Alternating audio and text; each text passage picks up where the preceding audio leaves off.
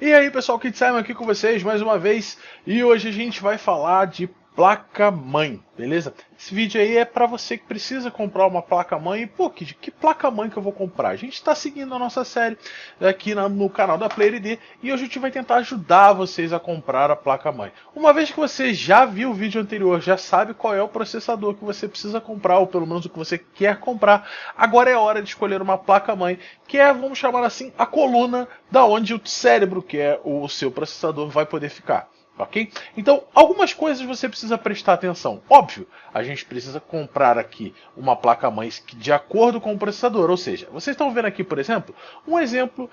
Vocês estão vendo, por exemplo, vocês estão vendo aqui um exemplo de uma placa-mãe para AMD, né? Socket aqui, o AM3, atualmente feita aí para os FX, né? Foi uma das primeiras placas-mãe aqui do tio, tá? Uma placa-mãe bem simples, nada demais. Como vocês podem ver aqui, por exemplo, está escrito aqui, ó, SATA 2. Tá vendo aqui? SATA 2. Então, isso é uma tecnologia bem antiga. A gente já está no SATA 3, SATA 4. Já tá bem à frente, né? SATA 3 aí é o mínimo para a gente poder ter um melhor desempenho de transmissão de dados. SATA 2 acho que nem existe mais em termos de qualidade de placas-mãe. A gente tem, se você vai ver aqui, ó, são só 2 slots de memória RAM e não é dual channel. Tem uma série de coisas que podem melhorar.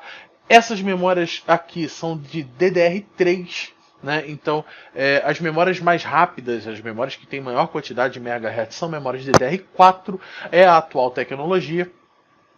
Então, preste atenção nisso. Geralmente as placas de DDR3 o 4, né, para frente, tem mais slot. Eu vou mostrar um exemplo mais atual, mas é só para que vocês tenham uma noção.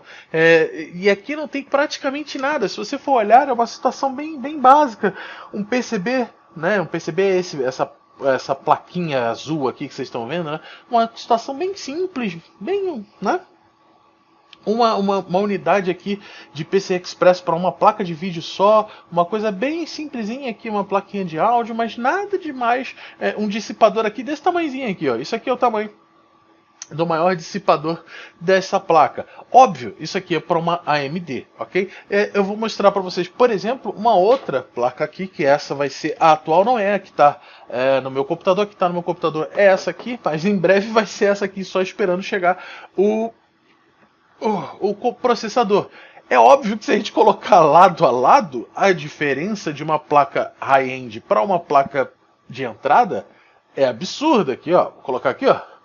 Primeiro no tamanho, essa aqui é feita para ATX, essa aqui é mini ATX, na verdade, essa aqui é uma placa-mãe ATX, é uma placa-mãe grande para gabinetes, no mínimo, mid-tower, beleza? Então, aqui, olha a diferença desse dissipador aqui no meu polegar direito aqui, e olha a diferença desse tipo de dissipador aqui, ó. A gente está vendo dissipadores muito maiores, né? Vocês estão vendo aqui, ó, maior quantidade de canais, agora tem 4 em vez de 2, né? Essa placa aqui já é dual channel, ela tem disponível aí a memória DDR4, como eu falei, para que você possa ter maior velocidade na sua memória RAM.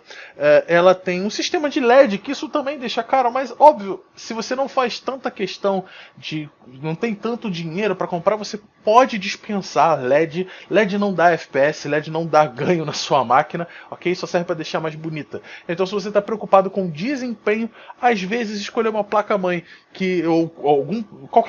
escolher qualquer coisa que não tenha LED, às vezes sai mais barato, mas fica atento a isso. Os próprios conectores aqui, ó, tem metal para não deixar entortar a placa de vídeo. A gente tem mais de um conector PCI Express, então ela já suporta 2 placas de vídeo, né? Você tem uma série de detalhes. Eu fiz um vídeo detalhado aí sobre essa placa de vídeo, essa placa-mãe aqui no meu canal. Se você quiser saber um pouco mais dela, entra lá, eu vou deixar linkado aqui em cima, fechou? Então, assim, você tem muito mais opções de coisas a incrementar. Qual escolher? Bom, a resposta é depende.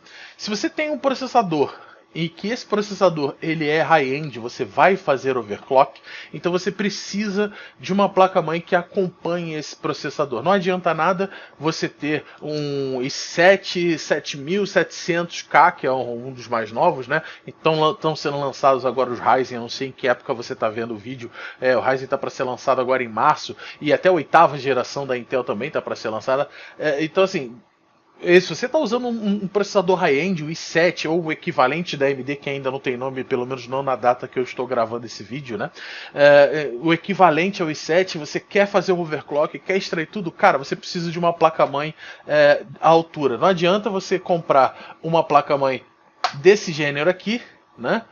De entrada para um processador high-end. Você precisa sempre ter em mente que o seu computador precisa ficar equilibrado. Melhor vale o seu computador todo médio, vamos chamar assim, do que uma coisa de entrada e uma coisa high-end. Isso dá o que a gente chama de gargalo. Então procura primeiro, a partir da definição da sua memória, né, do seu processador, você vai precisar saber sobre a placa-mãe. Definiu a placa-mãe? Como que você define além do processador? Você precisa saber memória RAM, qual quantidade de pente eu vou ter, quantos pentes de memória RAM vão ter na minha máquina, qual a velocidade desses pentes, ok? Eu vou falar mais pra frente sobre memória RAM, então se inscreve aí no canal e já acompanha aqui na PlayerD pra você poder saber um pouco mais. Qual a memória? Pô, acompanha, minha placa-mãe tá tudo direitinho, serve de legal? Beleza. Agora, o que eu preciso de saída? Eu tenho uma placa de vídeo. Eu tenho 2 placas de vídeo. Então eu preciso de que a minha placa-mãe tenha 2 entradas de PCI Express. Então é nesse jeito que você precisa comprar uma placa-mãe. Não adianta, eu vejo muita gente comprando um i7 7700K. Eu já vi isso. E em compensação eu compro uma placa-mãe, né, H100, ou seja, o cara compra o processador naquele momento mais top que tem e compra a placa-mãe mais barata que tem. É complicado, é complicado. A Intel ainda tem uma deficiência, que isso é uma retadinha que a Intel dá em nós, que ela ainda trava o processador dela, só os que tem a série K para fazer overclock. E você pode botar ele numa placa-mãe de entrada que não vai fazer overclock. Então você vai ficar com aquele clock no processador ali estático e não vai ter jeito de melhorar. Então, entre outras coisas, para você que tem Intel, a AMD não tem isso, né? A AMD você comprou, você vai fazer overclock até na placa-mãe mais básica.